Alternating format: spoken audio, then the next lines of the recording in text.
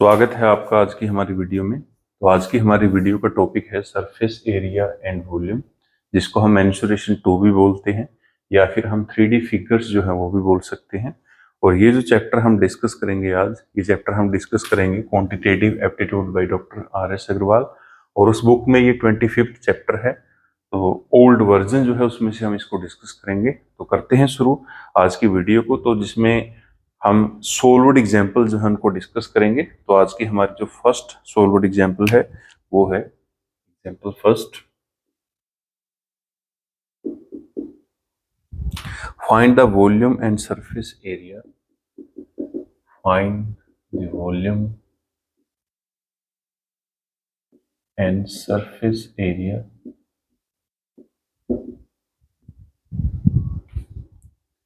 over cuboid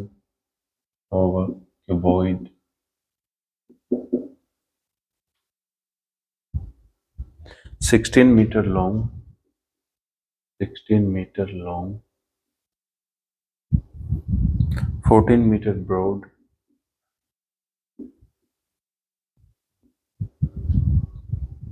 and 7 meter high।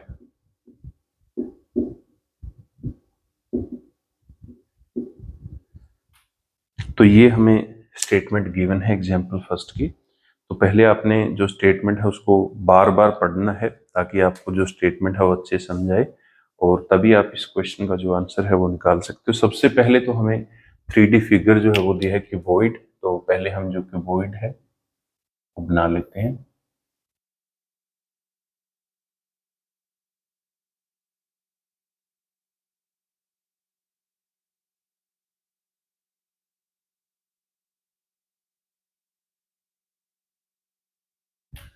Find the volume and surface area of a cuboid 16 metre long. तो इसकी जो length है वो हमें दी है 16 मीटर, 14 मीटर ब्रॉड, ब्रेड्थ भी दी है 14 मीटर। उसके बाद हाइट जो है वो भी गिवन है, हाइट है हमारे पास 7 मीटर। ठीक है, तो हमने इसकी जो लेंथ, ब्रेड्थ और हाइट गिवन थी उसको लेबल कर लिया एक डायग्राम के साथ, और उसमें जो है हमारी लेंथ, ब्रेड्थ और हाइट तीनों को लिख लिया हमने। अब हम सबसे पहले देखो, इसमें पूछा हमसे वॉल्यूम। तो वॉल्यूम का मतलब क्या है, इसकी कैपेसिटी हमसे पूछी है। तो वॉल्यूम का फॉर्मूला क्या है, वॉल्यूम ऑफ क्यूबॉइड। तो वॉल्यूम ऑफ क्यूबॉइड होगा हमारा length into breadth into height. अब लेंथ कितनी दी है हमें, तो लेंथ दी है 16 मीटर, ब्रेड्थ कितनी दी है 14 मीटर, और हाइट कितनी गिवन है 7 मीटर। ठीक है, अब तीनों को मल्टीप्लाई कर दो। तो तीनों को हम मल्टीप्लाई करेंगे, तो सबसे पहले देखो 16 को अगर हम मल्टीप्लाई कर दें 7 के साथ तो ये बन जाएगा 112, और फिर मीटर को मीटर के साथ कर दो, ये मीटर स्क्वायर बन जाएगा। फिर हम इसको मल्टीप्लाई करेंगे 14 मीटर के साथ। तो 14 को 2 के साथ कर दो, 14 टू जा 28, और 14 को हम 1 के साथ करेंगे, या फिर 14 को आप जो है 11 के साथ कर दो। तो 14 और 11 की मल्टीप्लाई होगी 154, और यहाँ से 154 ये है और 2 हमारी कैरी है, तो ये बन जाएगा 156। और मीटर स्क्वायर को मीटर के साथ कर दो तो मीटर क्यूब, क्योंकि हमारा जो वॉल्यूम है वो क्यूबिक मीटर या क्यूबिक सेंटीमीटर या क्यूबिक मिलीमीटर में होता है। तो उसकी जो यूनिट है उसको ध्यान से देखना है कि उसकी यूनिट क्या होगी। तो ये हमने जो इसका वॉल्यूम था वो निकाल लिया। उसके बाद फिर क्या पूछा हमसे, सरफेस एरिया। अब देखो इसमें एक चीज आपको नोट डाउन करनी है। तो जो 3D फिगर है उनके एरिया 2 टाइप के होते हैं हमारे पास। एक है कर्व सरफेस एरिया और दूसरा है टोटल सरफेस एरिया, या सिर्फ सरफेस एरिया बोल देते हैं हम। तो यहाँ पे जो सरफेस एरिया है, सरफेस एरिया का मतलब है टोटल सरफेस एरिया। इस चीज का आपको ध्यान रखना है। जब तक आपको कर्व नहीं बोला जाएगा तो उस टाइम आपको कर्व जो है उसको नहीं मानना। तो सरफेस एरिया बोला है ये टोटल सरफेस एरिया, तो उसका मतलब टोटल सरफेस एरिया ही होता है। तो टोटल सरफेस एरिया का फॉर्मूला लगा दो, 2LB plus BH plus HL। ठीक है, अब वैल्यू फिल कर दो। तो total surface area is equal to 2L 16 into B 14 plus B into H plus H into L। ठीक है, अब इसको सोल्व कर लो। तो 2, पहले 14 को हम 16 के साथ मल्टीप्लाई करेंगे, तो 16 4 जा 64, 16 1 जा 16, और 6 22 प्लस 14 7 दा 98, उसके बाद 16 7 जा 112। अब इनको ऐड कर दो तो 2 जो है हमारा एज इट इज ही रहेगा। अब इनको प्लस करेंगे हम तो 2 और 8 10, 10 और 4 14, 1 कैरी है तो 1 और 1 2, 2 और 9 11, 11 और 2 13, 1 कैरी है, 1 एंड 1 2, 2 एंड 2 4। ठीक है, अब इन दोनों को मल्टीप्लाई कर दो तो दोनों को मल्टीप्लाई करेंगे 2 4 द 8, 2 3 द 6, 2 4 द 8। ठीक है, अब ये क्योंकि एरिया है हमारा तो जो एरिया है तो एरिया की यूनिट होती है स्क्वायर मीटर में, तो total surface area is equal to 868 square metre और मीटर स्क्वायर। ठीक है, तो यही हमसे दो चीजें पूछी थी, एक उसका वॉल्यूम पूछा था क्यूबॉइड का और एक जो टोटल सरफेस एरिया वो हमसे पूछा था, दोनों को हमने निकाल लिया। तो हमारा ये जो फर्स्ट क्वेश्चन है सोल्व हो गया। उम्मीद है आपको जो फर्स्ट क्वेश्चन है वो अच्छे समझ आया होगा और काफी इंटरेस्टिंग चैप्टर है ये, क्योंकि ये 5th 6th क्लास से भी शुरू हो जाता है।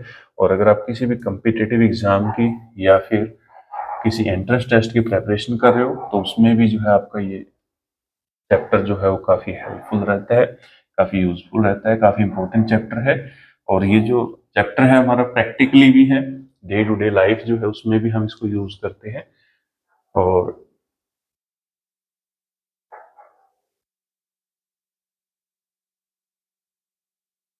इस चैप्टर में सिर्फ आपको जो फॉर्मूलाज हैं डिफरेंट डिफरेंट फिगर के, 2D फिगर हैं, 3D फिगर है, तो उनके सिर्फ फॉर्मूले आपको ध्यान में रखने हैं। अगर आपको फॉर्मूला आता है फिर जो आपको वैल्यू गिवन होगी वो उसको फिल कर देना है और उसका जो आंसर है वो निकल जाएगा। ठीक है, नेक्स्ट है हमारे पास example second. Find the length of the longest pole. Find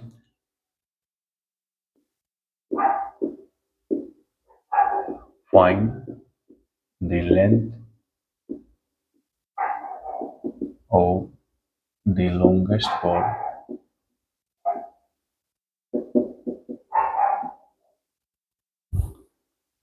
that can be placed that can be placed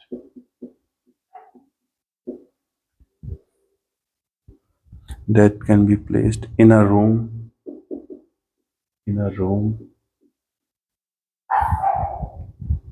12 meter long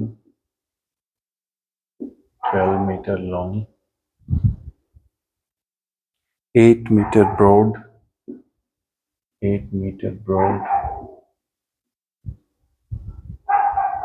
and 9 meter high।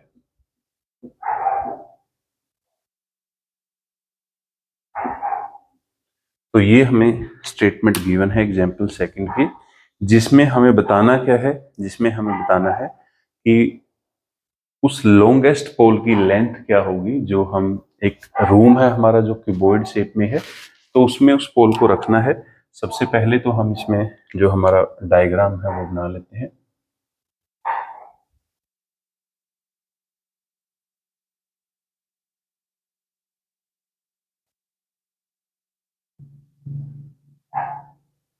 ये हमारा क्यूबॉइड शेप का रूम है जिसमें हमें एक लॉन्गेस्ट जो पोल है उसको रखना है और उस लॉन्गेस्ट पोल की जो लेंथ है वो निकालनी है, कितनी होगी। अब इसमें जो लॉन्गेस्ट पोल है वो आप कैसे रख सकते हो, तो इस चीज को आप प्रैक्टिकली देख सकते हो अगर आप किसी रूम में बैठे हो और वो आपका रूम जो है क्यूबॉइड शेप में है, 12 मीटर लॉन्ग है ये और उसके बाद 8 मीटर ब्रॉड है, 9 मीटर हाई है। ठीक है, अब अगर आप प्रैक्टिकली इस चीज को देखो तो जो लॉन्गेस्ट पोल है वो हम डायगनली रख सकते हैं रूम के अंदर। तो आपका जो रूम है उसमें लॉन्गेस्ट पोल आ सकता है डायगनली। इसका मतलब क्या है कि इस केस में हमें जो डायगनल है वो फाइंड आउट करना है, डायगनल की जो लेंथ है वो फाइंड आउट करनी है। Length of diagonal is equal to length of longest pole. ठीक है, तो जो डायगनल की लेंथ है वही हमारा लॉन्गेस्ट पोल हो सकता है रूम के अंदर। अब हम इसमें जो लॉन्गेस्ट पोल है या जो डायगनल है उसको कैसे फाइंड आउट करेंगे, तो डायगनल निकालने का फॉर्मूला है हमारे पास, diagonal is equal to length square plus breadth square plus height square, और इन तीनों को ऐड करके फिर उसका स्क्वायर रूट निकाल देना है। तो इसकी हेल्प से हम जो क्यूबॉइड है उसका डायगोनल निकाल सकते हैं। तो डायगोनल हम निकालेंगे, diagonal is equal to length, length क्या है 12, तो 12 का स्क्वायर कर दो, प्लस ब्रेड्थ क्या है 8, 8 का स्क्वायर कर दो, प्लस हाइट क्या है 9, 9 का स्क्वायर कर दो। 12 का स्क्वायर है 144, उसके बाद 8 का स्क्वायर है 64, 9 का स्क्वायर है 81। ठीक है, तो तीनों का हमने स्क्वायर कर दिया। अब सिंपली इनको ऐड कर दो, तो 1 और 4 5, 5 और 4 9। ठीक है, उसके बाद 8 और 6 14, 14 और 4 18। उसके बाद नेक्स्ट है 1 कैरी है हमारे पास, तो 1 एंड 1 2, तो 289 आ गया। अब 289 का स्क्वायर रूट निकालना है, तो 289 का स्क्वायर रूट कितना है 17। इसका मतलब क्या है कि जो लॉन्गेस्ट पोल है या जो डायगोनल है इसका क्यूबॉइड का, जिसकी लेंथ हमें दी है 12 मीटर और ब्रेड्थ हमें गिवन है 8 मीटर और हाइट हमें गिवन है 9 मीटर, तो उसमें लॉन्गेस्ट पोल हम कितना रख सकते हैं 17 मीटर का। ठीक है, तो ये था हमारा एग्जाम्पल सेकंड। उम्मीद है आपको एग्जाम्पल सेकंड अच्छे से समझाया होगा। नेक्स्ट हम करेंगे example third.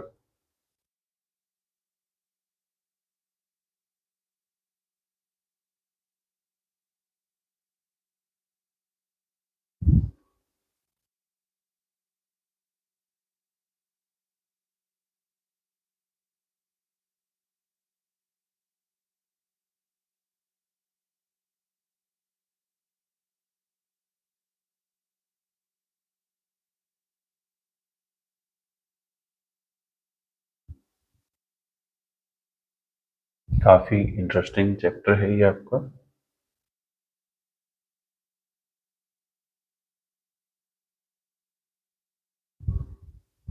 I hope you enjoy the video.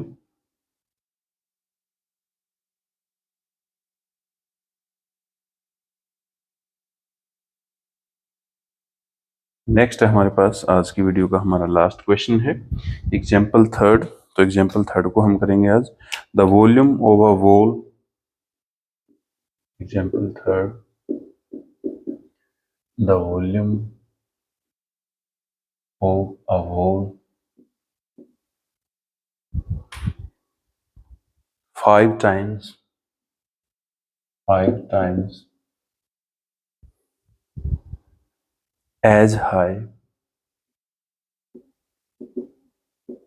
as high as it is broad,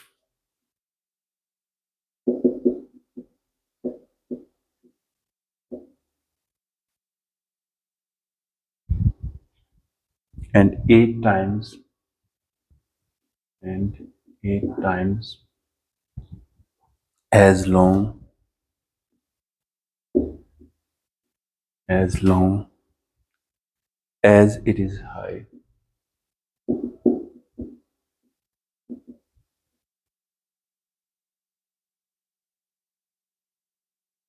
is 12.8, is 12.8 cubic meter. Find the breadth of the wall. Find the breadth of the wall.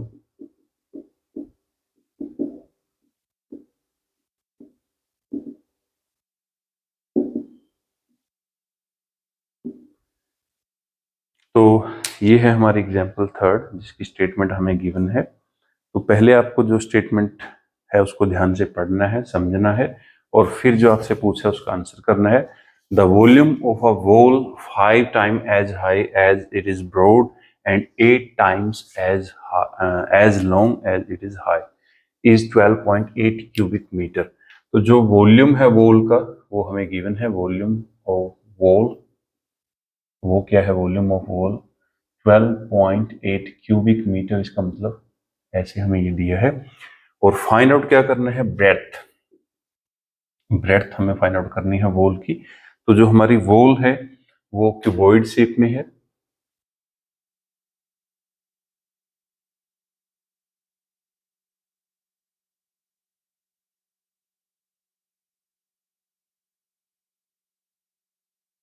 तो ये आपकी